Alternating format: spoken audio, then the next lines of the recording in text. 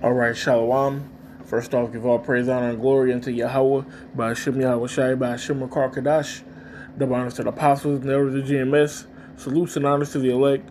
All the brothers across the four corners who are enduring in truth and sincerity, and the women and the children who follow. So, just reading, and as I was reading along, I'm like, dang, the Most High really did say, I brought you into this world, and I could take you out. And that's, a lot of Jake, they hear their parents say that or whatnot, but that's really what the Lord said to us. So, we're just going to get the scripture. It's not going to be a very long video. I just thought that was significant, so I wanted to, do a lesson on it. And really, I could read, I'm going to go ahead and read it from the top. Okay, it says, "And he said unto me, in the beginning, when the earth was made, before the borders of the world stood, or ever the winds blew, before it thundered and lightning, or ever the foundations of paradise were laid, before the fair flowers were seen, or ever the movable powers were established, before the innumerable multitude of angels were gathered together." Okay, and we know that's talking about the elect. Okay, because we are those angels. But that's another lesson. But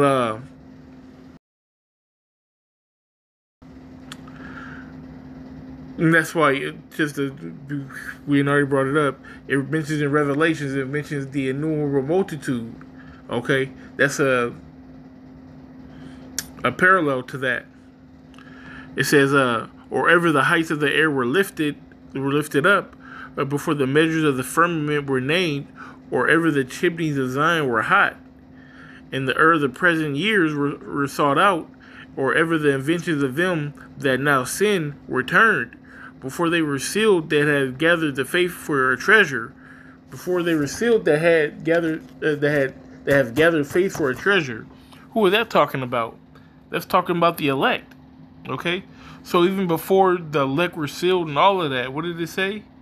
It says, "Then I did consider these things, and they all were made through me alone." Through me alone. That's Yahweh B'Shem Yahushai, the Most High, talking. Okay, he says, "Through none other, by me also shall be ended, and by none other." Okay? I did this. I made the heights of the air. I made the measures of the firmament. I made the flowers smell good and this, that, and the third. Everything that he said. I made the elect. I made the innumerable people. I made the angels. I made all of that. All by me and me alone. That's what the Most High is saying. And by me and me alone, the Most High, this place is going to be ended. And that's what we're seeing being put forth in front of us these days. Because the Most High is preparing for his son to return. And we're going to get that here in this chapter as well. This is a really great chapter for anybody in general. If you just want something good to read, 2nd Ezra is the 6th chapter. So we're just going to keep on moving. It says, verse 7. "Then answered I and said, What shall be the parting asunder of times, or when shall the end of the first and the beginning of it that follow? And when shall be the end of the first and the beginning of it that follow it?" Okay, so when is this first age going to end? That's what Ezra was asking him. Okay? And he answered and said unto me, "From Abraham unto Isaac, when Jacob and Esau were born of him, Jacob's heel held first the heel of Esau."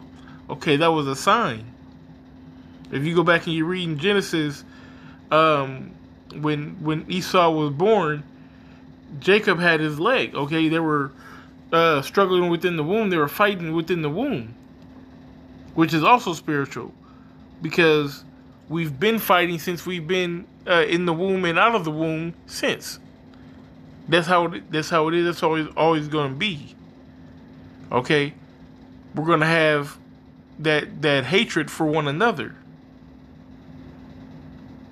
It says, "For Esau is the end of the world, and Jacob is the beginning of it that followeth." Okay, so that's the handoff, so to speak. And that's why that was so spiritual. He was holding his leg. Because not only is that a transition, one body to the next, but it's also a example of being pulled down. Somebody's pulling your leg down, they're going to take you down. Okay, and Jacob is going to take down Esau. We're going to pull him down out of this rulership, and we're going to assume control. Okay, through the strength and the power of Yahweh Shem Yahushai. Okay, and it says, and the hand of a man is betwixt the hill and not the hand. That's like it. And the hand of the man is betwixt the hill and the hand. Other question Esdras asked thou not.